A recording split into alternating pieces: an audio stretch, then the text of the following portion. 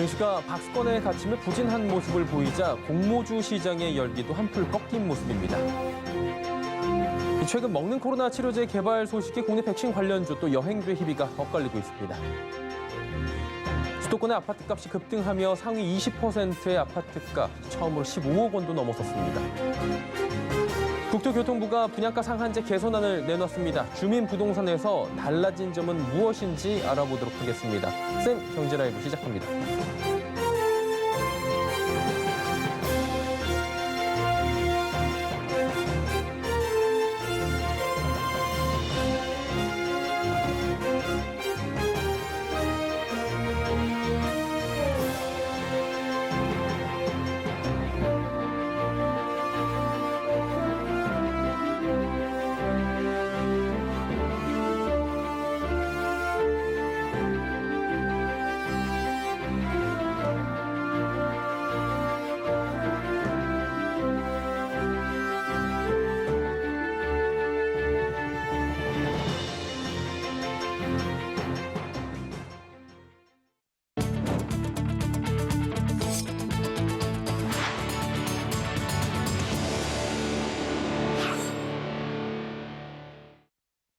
시청자 여러분 안녕하십니까? 센 경제라이브 서정덕입니다. 증시 부진이 이어지며 공모주 시장에도 한파가 몰아쳤습니다. 분주하게 IPO를 준비했던 기업들 잇따라 상장 철회에 나선 건데요. 김혜영 기자입니다. 넷마블의 게임 개발 자회사 넷마블레오가 지난 4일 코스피 상장을 철회했습니다. 지난 6월 25일 예심을 청구한 지 4개월여 만입니다. 해운사인 SM상선, 핸드백 제조사 시몬느 액세서리 컬렉션도 잇따라 상장 철회를 선택했습니다. 이처럼 최근 2주 사이 상장을 처리한 기업이 3곳에 달합니다. 몸값이 1조 원이 넘는 조단위 주자로 시장에 기대를 모았지만 모두 상장을 포기한 겁니다. 이로써 남은 올 한 해 공모주 시장의 조단위 주자는 자취를 감추게 됐습니다. IPO 시장에 달라진 기류가 감지되고 있는 겁니다. 하반기 증시 부진과 거래 대금 감소에 기업 공개 시장의 열기 또한 주춤해진 탓입니다. 흐름이 부진하다는 것이 사실은 가장 중요한 원인입니다. 공모 가격 산정 자체가 많이 낮아질 수 있는 환경이 되는 거기 때문에 실제 기관의 수요 예측 부진이 발목을 잡았습니다. SM상선은 앞선 기관 투자자 수요 예측에서 저조한 성적표를 받아들었습니다. 기관 대부분이 희망 공모가 하단보다 낮은 가격을 써낸 겁니다. 시몬느 액세서리 컬렉션 역시 마찬가지입니다. 증권가에서는 증시가 부진한 만큼 연말까지 IPO 시장의 분위기가 반전될 가능성은 높지 않다고 내다보고 있습니다. 서울경제TV 김혜영입니다. 최근 머크와 화이자 등 해외 코로나19 백신 개발사의 연이은 호재에 국내 백신 관련사들의 주가가 하락세를 면치 못하고 있습니다. 반면에 경제 재개 기대감에 여행 관련주들은 오르고 있다고 하는데요. 윤혜림 기자가 정리합니다. 지난주부터 미국 제약사 머크앤드컴퍼니의 알약 형태 코로나19 치료제가 영국 사용 승인을 받은 데 이어 화이자의 경구용 코로나19 치료제 성과 발표 등 해외 제약사의 호재가 이어졌습니다.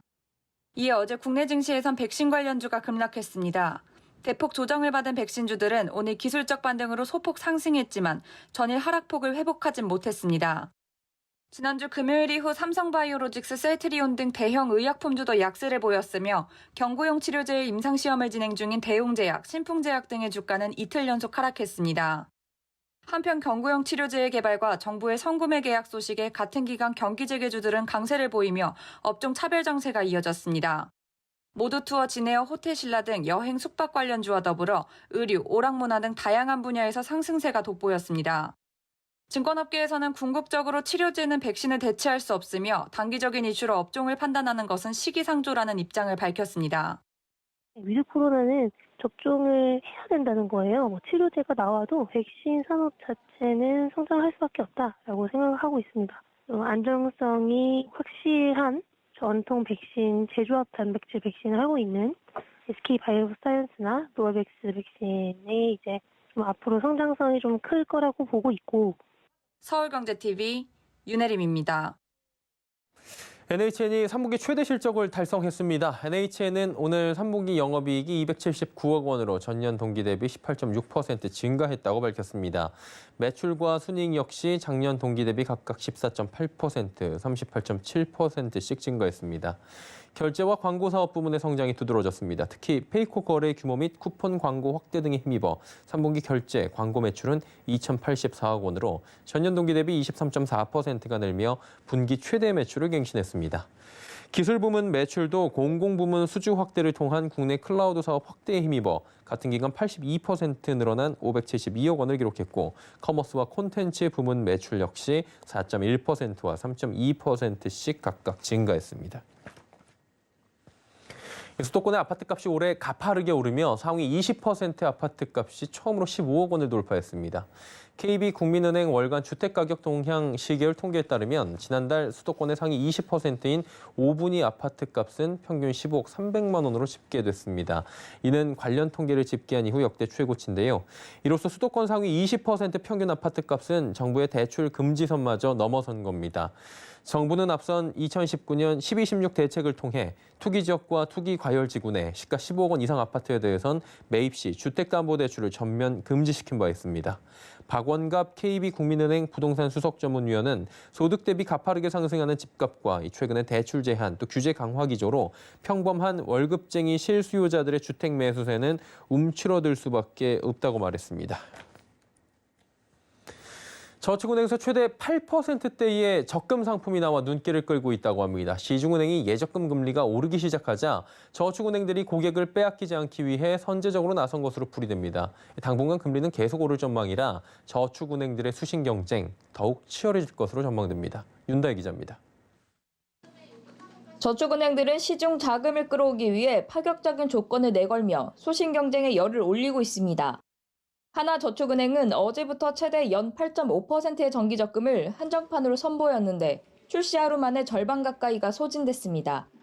하나저축은행 관계자는 하루 정도 지났는데 선착순 8,000명 가운데 40% 정도 고객이 유입됐다며 빠르면 이번 주 행사가 끝날 수도 있다고 말했습니다.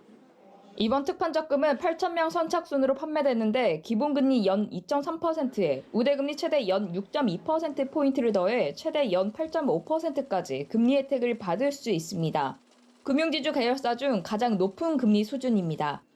이는 금리 상승기 가장 안전한 자산으로 꼽히는 은행 적금보다 먼저 고객들의 시선을 빼앗아 오기 위한 전략으로 풀이됩니다. 특히 은행의 예적금 금리가 이전보다 경쟁력을 갖추게 될 경우 자금이 은행으로 대거 이동할 수 있다는 우려도 반영된 것으로 보입니다. DB저축은행은 목돈을 모을 수 있도록 최대 연 6.9%의 금리의 적금을 내놨습니다. 다만 DB손보 다이렉트 인터넷 자동차 보험을 가입하는 조건 시 해당됩니다. 웰컴저축은행의 웰비가자 정기적금은 최대 연 5%의 금리를 제공하고 있습니다.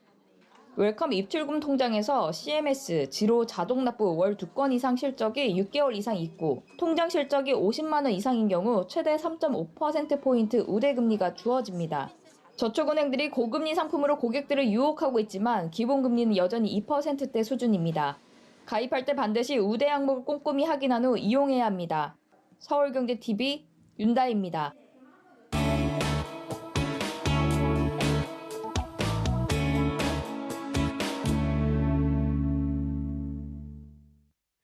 국토교통부가 분양가 상한제 심사 개선안을 발표했죠. 그동안 지자체마다 심사 방식이 달랐습니다. 그러다 보니까 주택 공급에 어려움을 겪고 있다라는 업계 의견이 반영된 조치라고 하는데요.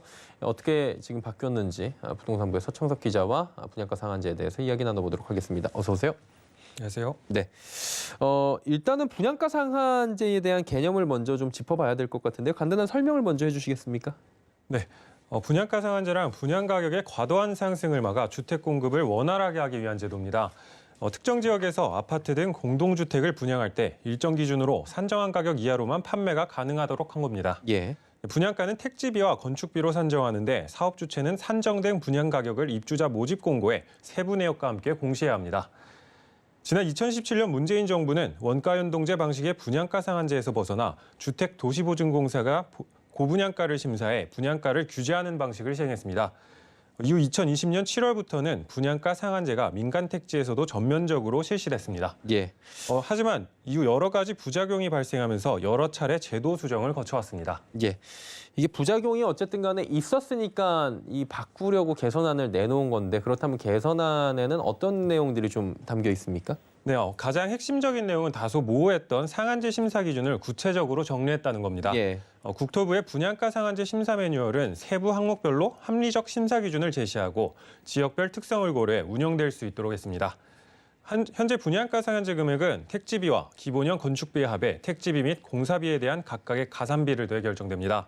하지만 지자체마다 분양가로 인정해주는 가산비 항목과 심사 방식이 각기 달라 지자체와 사업 주체 간 분쟁으로 이어지면서 분양이 지연되는 문제가 있었습니다. 예.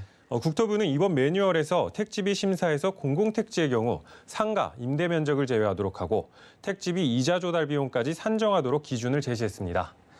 민간 택지의 경우 주변 시세를 더욱 정확하게 반영할 수 있도록 표준지 산정, 기준 및 입지, 특성 차이 등 보정 기준을 구체화했습니다. 여기에 택지비를 산정할 때 조합사업비에서 택지 조성을 위해 사용된 비용을 적정하게 반영하도록 했습니다. 예. 또한 일부 지자체 심의 과정에서 이미 삭감 사례가 발생했던 기본형 건축비에 대해선 향후 지자체 별도 고시 없이는 기본형 건축비를 임의 조정하지 못하도록 매뉴얼에 구체화하고 행정지도를 실시한다고 밝혔습니다. 예. 한마디로 분양가 상한제의 가격을 산정할 때 지자체마다 다 기준이 달랐는데 이제 통일된 기준이 나왔다는 거잖아요. 분양가 상한제 심사 매뉴얼과 함께 발표된 추가 분양가 검증 매뉴얼도 있다고 하는데 이 부분도 한번 간단하게 짚어주시겠습니까? 네. 추가 분양가 검증 매뉴얼에서는 사전 청약에서 활용할 수 있는 추가 분양 산정 방식을 제정했습니다. 예. 사업 주체가 설계 진행 후 분양가 상한제 매뉴얼을 기준으로 분양가를 산정하되 사전 청약 시점에서 산정할 수 없는 항목은 매뉴얼을 통해 별도 추정하도록 했습니다. 예. 사업 주체는 추정 분양가 자료가 작성되면 허그의 추정 분양가 검증위원회에 분양가 검증을 신청해야 하고 위원회는 추정 분양가를 검증, 매뉴얼과 관련 법령 등에 따라 적정성 여부를 검증해 결과를 통보해야 합니다. 이 매뉴얼이 하나가 더 생긴 거잖아요, 사실. 추정 분양가 산정 방식이 제정이 된 건데 이렇게까지 국토부가 하는 특별한 이유가 따로 있습니까?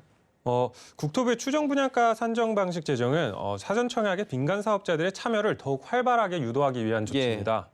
정부는 사전 청약을 통한 주택 공급 물량을 늘리기 위해 민간도 사전 청약에 참여하도록 한 건데 민간이 사전 청약에 나서려면 사업성에 영향을 주는 분양가에 대한 불확실성을 없애야 했기 때문입니다. 국토부 민간 사전 청약 확대를 위해 앞서 사전 청약 인센티브 세부 기준을 반영한 공공택지 공급제도 개편안을 발표했고 이번 추정 분양가 검증 매뉴얼 발표와 함께 사전 청약 세부 절차를 규정하는 주택 공급 규칙도 이달 중순까지 개정을 완료한다는 방침입니다. 예. 그러니까 결국에는 분양가 상한제 관련해서 이번에 국토부가 발표한 내용의 핵심은 기준이 없었는데 그 기준을 정확하게 제시했다는 것 같습니다. 그렇다면 이것들이 분양시장에 향후에 어떤 영향을 주냐가 관건인데 어떤 영향을 주게 될 것으로 보입니까? 국토부는 이번 개선안 발표로 주택 공급이 더욱 활발해질 것이라고 예상하고 있습니다. 예. 국토부 관계자는 연내 민간에서도 사전 청약 시행을 추진 중이고 2024년 상반기까지 당초 계획인 10만 1,000가구를 웃도는 10만 7천 가구 규모의 공급이 가능할 것이라며 이미 매각된 택지의 경우 사전 청약 참여 의향서 접수 결과 2만 2천 가구 후보지에서 참여 의사를 밝혔고 전체 세대 85%를 사전 청약으로 공급하면 최대 18,000가구가 가능해 당초 계획 물량이었던 12,000가구를 크게 넘어설 것이라고 설명했습니다. 예. 또한 민간 사전 청약이 본격화되면 공공분양 물량까지 더해 총 16만 9천 가구가 사전 청약으로 공급돼 연간 수도권 전체 분양 물량에 육박하는 수준이어서 시장 안정성에 크게 기여할 것이라고 기대하고 있습니다. 예. 뭐 민간 사전 청약이 있고요. 여기 공공 분양까지 더해서 주택 시장을 안정화하겠다 이런 지금 의지가 보이는 것 같습니다. 근데 둔촌주공 아파트 만 세대가 넘어가는 가장 큰 단지로 지금 알고 있는데 여기가 이제 분양가 상한제 시행으로 사업이 연기돼 있는 대표적 사례잖아요.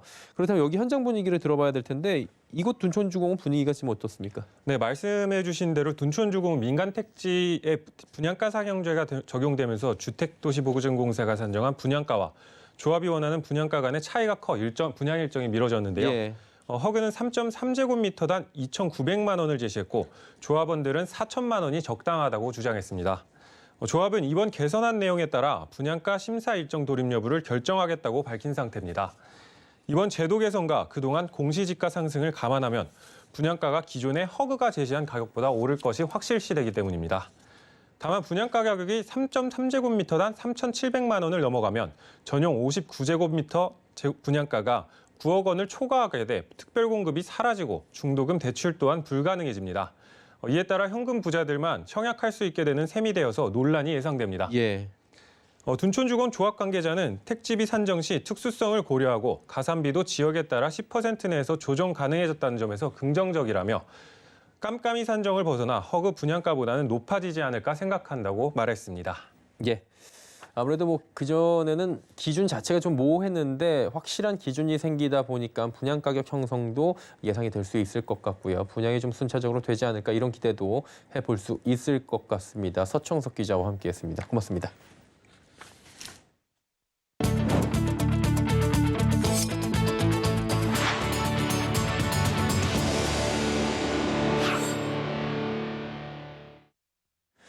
한국 조선업계가 지난달 기준 전 세계 선박 발주량의 52%를 수주하며 1위 자리로 또다시 올라섰습니다. 영국의 조선 해운 시황 분석기관인 클락슨 리서치에 따르면 지난달 전 세계 선박 발주량은 213만 CGT로 한국은 이 중 52%인 112만 CGT를 수주한 것으로 집계됐습니다.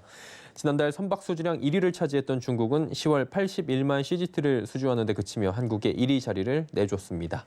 올 10월까지 전 세계 누계 발주량은 4,099만 CGT로 지난해보다 162% 증가하며 2013년 이후 최대 규모를 기록한 바 있습니다. 국가별로는 중국이 1,993만 CGT로 가장 많았고 이어 한국, 일본 순입니다. 국내외 경기 회복이 기대되는 내년 하반기에 반도체 수요가 대폭 증가하고 해운 업종의 운임이 안정화될 것이란 전망이 나왔습니다. 한국산업은행은 산업연구원과 함께 2022년 주요 산업 전망 및 분석을 주제로 제2차 공동 세미나를 개최해 이같이 내다봤습니다. 이번 세미나는 한국의 4개 주요 업종에 대한 내년도 산업 전망 관련 정보를 공유하고 산업정책 수립 방안을 모색하기 위해 마련됐습니다. 세미나 참석자들은 내년도 석유화학 분야 총수요가 소폭 증가할 것이라며 해운업종의 운임도 안정화될 것으로 전망했습니다. 반도체의 경우 본격적인 5G 보급 영향으로 내년 하반기 수요가 대폭 증가하게 되고 일반 기계 업종도 내수 견인에 따라 생산이 증가할 것이란 전망입니다. 전 세계적으로 위드 코로나 정책이 시행되며 항공업계 국제선 노선 운항을 속속 재개하고 있죠. 최근 인천 호놀룰루 노선과 인천 오클랜드 노선 운항에 나선 대한항공은 오늘부터 인천 시드니 간 노선도 격주 운항에 돌입하게 됩니다. 대한항공이 이들 노선의 정기 운항을 재개하는 것은 지난해 3월 이후 약 20개월 만입니다. 지난주부터 인천 후쿠오카 노선 운항에 돌입한 아시아나항공은 다음 달 인천 괌 노선의 운항을 18년 만에 재개키로 했습니다. 저가 항공사들도 국제선 다시 운항합니다. 제주항공이 오는 25일부터 인천과 괌 사이의 노선을, 다음 달엔 인천 방콕 노선 운항에 나섭니다. 에어서울도 다음 달부터 인천 괌 노선을 다시 운항하게 됩니다.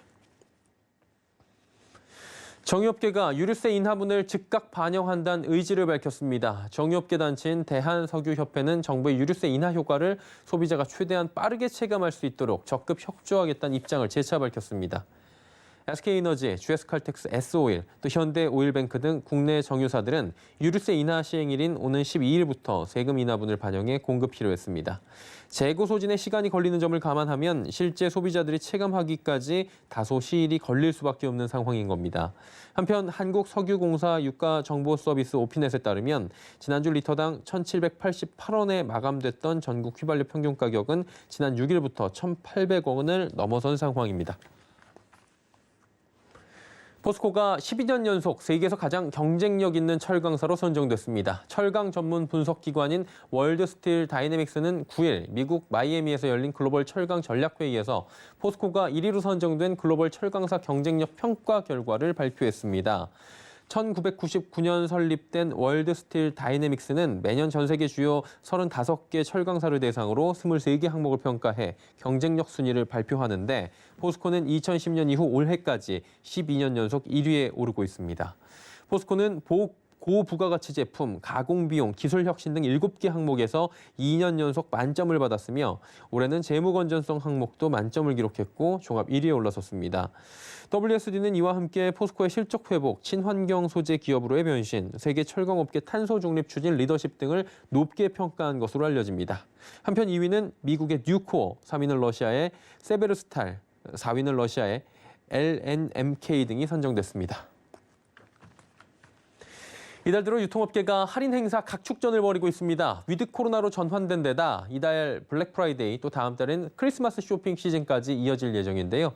소비자들도 그동안 닫아놨던 지갑을 여는 모습이라고 합니다. 김수빈 기자입니다. 유통업계가 이달 들어 활발한 할인 마케팅에 나서고 있습니다. 10일번가는 지난 1일 연중 최대 온라인 쇼핑 축제인 2021 11절 페스티벌을 열었습니다. 11일까지 진행되는 이번 행사는 최대 90% 할인된 가격에 총 900만 개의 상품을 판매합니다. 삼성전자와 LG전자, CJ제일제당, 애플 등 지난해보다 2배 늘어난 80곳의 국내외 톱 브랜드들이 이번 행사 전면에 나섰습니다. 이번 행사는 첫날 하루 거래액이 지난해 같은 날보다 40% 증가해 역대 최고 실적을 보여 활발한 소비가 이루어지고 있는 것으로 나타났습니다. 11월에 진행되는 온라인 쇼핑 프로모션들이 고객들한테 큰 인기를 끌고 있는데요. 곧바로 또 진행될 블랙 프라이데이나 크리스마스 연말 쇼핑 시즌까지 이런 소비 분위기가 계속해서 이어질 것을 기대를 하고 있습니다. 이베이 코리아가 G마켓 옥션 등과 함께 진행하는 빅스마일 데이도 눈길을 끌고 있습니다. 오는 12일까지 진행되는 이 행사에서는 전체 200여 개의 브랜드가 참여해 중복 할인 쿠폰을 제공합니다. 이번 행사는 지난해 행사 때보다 고객당 구매 금액이 평균 7% 늘어 소비자들이 지갑을 활발하게 열고 있는 모습입니다. 특히 PC 모니터 등 상대적으로 고가의 제품군에서 통큰 소비가 늘어난 것으로 나타났습니다. 생활 필수 품목과 패션 잡화 상품까지 골고루 객단가가 높아졌습니다. 위드 코로나와 더불어 소비 심리가 살아나는 연말 시즌을 앞두고 11월 쇼핑 행사 규모를 지난해보다 더욱 확대한 것이 좋은 반응을 얻고 있습니다. 위드 코로나 시행으로 소비자들의 지갑이 열리기 시작하고 유통업계에서도 다양한 이벤트를 내놓으며 소비 심리에 불을 지피는 모습입니다. 서울경제TV 김수빈입니다.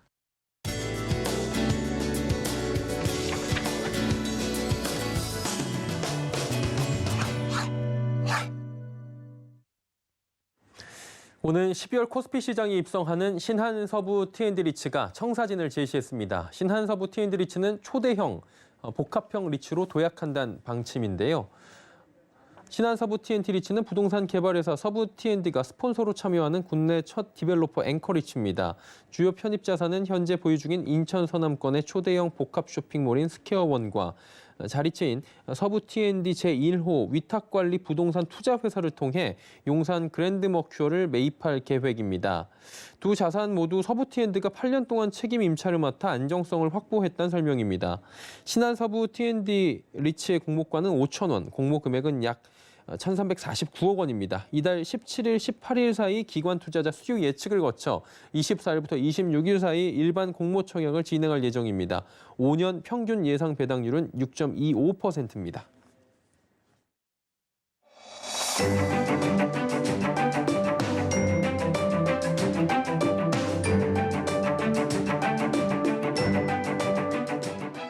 안녕하세요. K웨더 라이프스타일 예보 신지수입니다. 현재 대부분 지역에 비가 짧게 내렸다 그치기를 반복하고 있습니다. 이렇게 오늘 저녁까지 내리면서 곳에 따라 소강 상태를 보이겠습니다.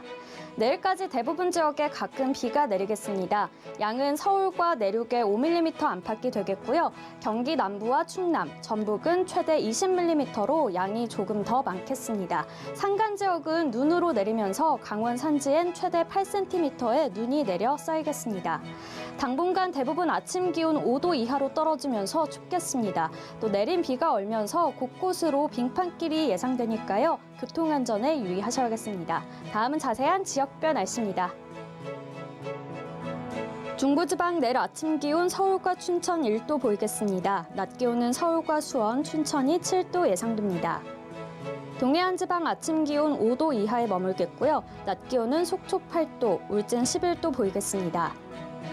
남부지방 아침 기온 광주 6도, 부산 8도 보이겠고요. 한낮에는 광주와 대구 12도 예상됩니다. 현재 전 해상에 풍랑주의보가 발효 중입니다. 내일도 바다의 물결은 모든 해상에서 최고 4m로 거세게 일겠습니다. 올해 목요일에는 충남과 호남, 제주도로 비가 내리겠습니다. 쌀쌀한 날씨가 계속되다가 주말에는 기온이 조금 오르겠습니다. 날씨였습니다. 센 경제 라이브 마칩니다. 함께해 주신 여러분 고맙습니다.